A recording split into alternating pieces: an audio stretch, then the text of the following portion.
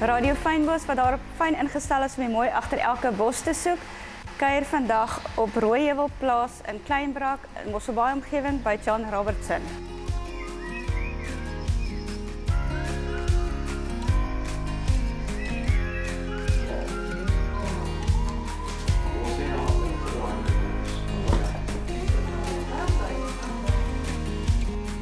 Vertel my meer, wie is John Robertson en waarmee boer jy? Stel, ek is 'n kommersiële boer wat vanaf einde 1977 al op Kleinbraakrivier boer. Die afgelope 5 jaar ek eintlik die leiersels oorgehandig aan my seun James en hy is verantwoordelik vir die daaglikse bestuur en behartiging van die boerdery. En wou jy nog altyd 'n boer geword het en wat het jou geïnspireer om een te word? Dit is 'n baie interessante vraag daai.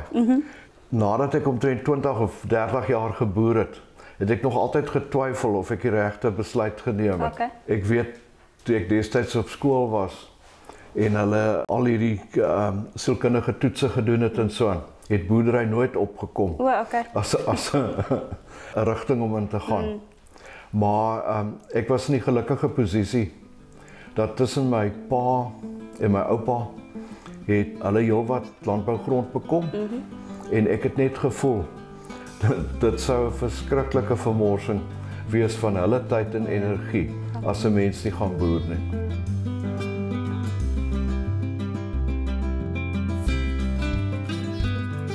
Toe ek kom boer het ek besluit die een ding wat ek nie meer wil boer nie is melk. Okay. En ek kon dit vir jare wegkom daarmee om nie te melk nie, maar my hoofbron van inkomste in die boerdery was uit groente. Ek het die besluit geneem dat as ek sou melk, moet ek op 'n skaal melk dat 'n mens hulp kan inkry. In die tyd wat ek gemelk het, waar ek voor my seun plaas toe gekom het, het ek nooit meer as omtrent 350 na 400 koeie gemelk nie, maksimum. En vandag is dit 'n heel wat groter besigheid. Ja. Hoe sou jy 'n gewone dag as 'n melkboer beskryf? Ek dink melkboere begin vroegoggends. Dit is 'n 365 dae 'n jaar besigheid. Wat is jou grootste uitdaging in die boerdery en hoe hanteer jy dit? Pjoe, dis 'n mond vol. Ek dink enige boer sal vir jou sê dat die grootste beperking in boerdery is altyd kapitaal. Jy het altyd 'n behoefte aan kapitaal en dit bly 'n skaars bron en 'n baie duur bron. Ja. En jy moet besluit hoe jy jou kapitaal gaan aanwend om die beste opbrengs te kry. Okay. En daarmee saam moet 'n mens ook onthou dat boere is nie altyd rasionele mense nie. In 'n melkboerdery of enige veevertakking vandag is biosekuriteit van geweldig baie belang. Dit is belangrik dat 'n mens jou hele bestuur daarop toespits dat dit voorkomend is. Okay. So dit is maar 'n geval van, as ek nou die Engelse woord kan gebruik, maintenance.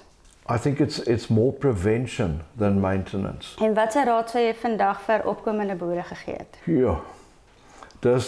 Dis net so 'n moeilike ene. Ek dink vir enige opkomende boer is dit baie belangrik dat jy jou ouers reg kies. Dat jy seker maak dat jy in 'n gevestigde boerdery kan instap. Dis die maklikste.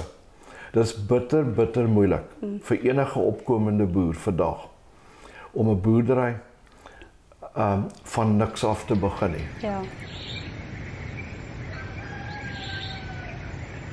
Hoe belangrik is die verhouding tussen boer en werknemer? Dis baie belangrik.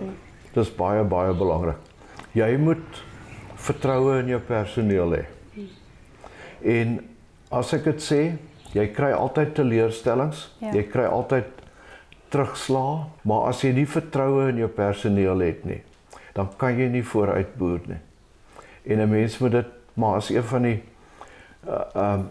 pryse wat jy betaal om 'n beter en 'n groter opbrengs in die toekoms te kry. Jy moet vertroue in jou personeel hê en jy moet probeer om die potensiaal van jou personeel te ontsluit dat dit tot voordeel van die besigheid is.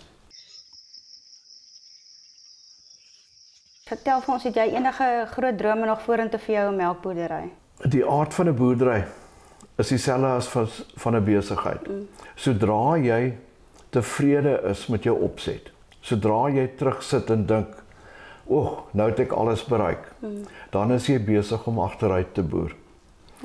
En so jou boerdery is soos enige besigheid, dis 'n gedurende uitbreidingsinisiatief waarmee jy besig is.